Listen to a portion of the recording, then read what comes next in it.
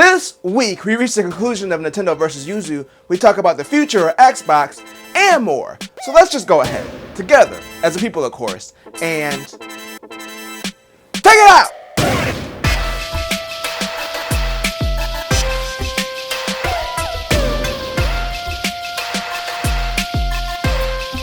And welcome to another sensational Sunday. Happy Mario Day. I'm Mike, and of course, I'm back to talk about the gaming news. But you know what you won't be gaming on anymore? The Nintendo Switch emulator Yuzu. So last week we went over the lawsuit that Nintendo took out against Yuzu, claiming that they were violating the DMCA by circumventing the Nintendo Switch's encryption, and that they aided it with Tears of the Kingdom being pirated a week and a half before its release. Now, last week I talked about the lawsuit and said this could be potentially bad for emulation if it goes to trial, but it looks like that's not going to be the case because the creators of Yuzu, Tropic Haze, well, they folded like a Walmart futon. So Tropic Haze settled with Nintendo and basically agreed to stop development and distribution of Yuzu, as well as their 3DS emulator Citra. They also agreed to pay $2.4 million in damages to Nintendo, and they put out the following statement. Hello Yuzuers and Citra fans. We write today to inform you that Yuzu and Yuzu supported Citra are being discontinued effective immediately.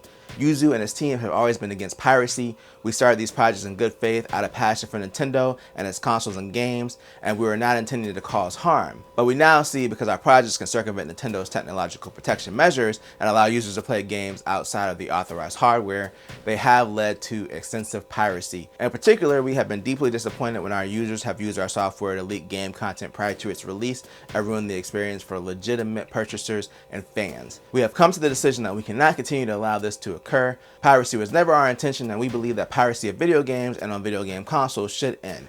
Effective today, we'll be pulling our code repositories offline, discontinuing our Patreon accounts and Discord servers, and soon shutting down our websites. We hope that our actions will be a small step towards ending piracy of all creators' works. Thank you for years of support and for understanding our decision. So basically, they're like, piracy wasn't our intention, the tools are misused, and it caused harm. So let's go ahead and just break this down further. Now, of course, this is my speculation, but it feels like there's something else going on that made them settle and put out this statement. I mentioned last week that they don't provide the key from the Switch in order to decrypt games in Yuzu, which would be copy protected material from Nintendo, but they were running a Patreon, so it's possible that everything wasn't on the up and up behind the paywall. It's also possible that going to court with Nintendo was way too costly and risky and they didn't want to deal with it. But essentially, in the settlement, it sounds like they're taking responsibility for what Nintendo claims that they did wrong. The good news is, since this didn't go to trial, it will not affect the current legality of other emulators. And it's not the end of the world because other emulators for the Switch do exist. I feel like Nintendo went after them because they were making money off the emulator with their Patreon, and it kind of made them a big target for Nintendo, especially because it's their current console.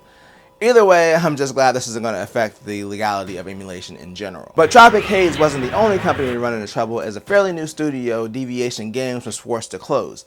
According to the GameIndustry.biz article, the studio was founded by two former devs that worked on the Call of Duty Black Ops series back in 2020, and they were backed by Sony to develop a AAA game for them, which would have been their first game in general. Apparently, they already had some issues with one of the founders leaving back in 2022, and they had to do layoffs last May, which isn't great for a new studio that's already small. Now, there's no word on what the game that they were developing for Sony was or what it was shaping up to be, but considering the founders were former Call of Duty devs, I imagine it was probably some kind of multiplayer shooter. A while back, Sony was doing a push for more live service games, so this would make a lot of sense why they would back them and have them develop a game as a PlayStation exclusive.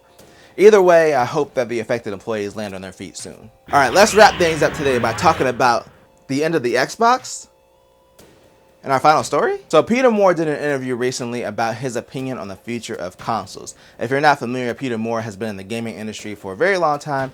He was a president of Sega America when they killed the Dreamcast, and he was the head of the Xbox during the Xbox 360 era. So he has some insight on how things used to run at Xbox and Microsoft. And basically, he's speculating that Microsoft is probably considering not making consoles anymore. There's a lot of great information in the IGN article, so I recommend checking it out. The link's in the description under the references section.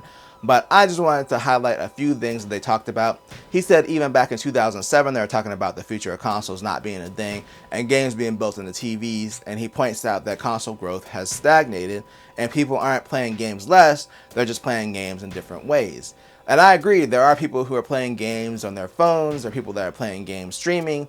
There's just different ways that people are playing games now other than on consoles. The other thing I'll say related to this article is that he wasn't saying this is an Xbox thing, he was just saying consoles in general are on the way out. out, but he doesn't think Sony will quit anytime soon because they're more rooted in hardware, especially with the PlayStation, than Microsoft is. Microsoft has always been more of a software company, and they've been focusing more on their cloud business and trying to get into mobile with their purchase of Activision Blizzard. Now, personally, I still think there'll be another console generation with the big three, but after that, I'm not sure. If streaming gets good enough, I could see people not needing a console anymore if the games run well and it's built into their TV or streaming box.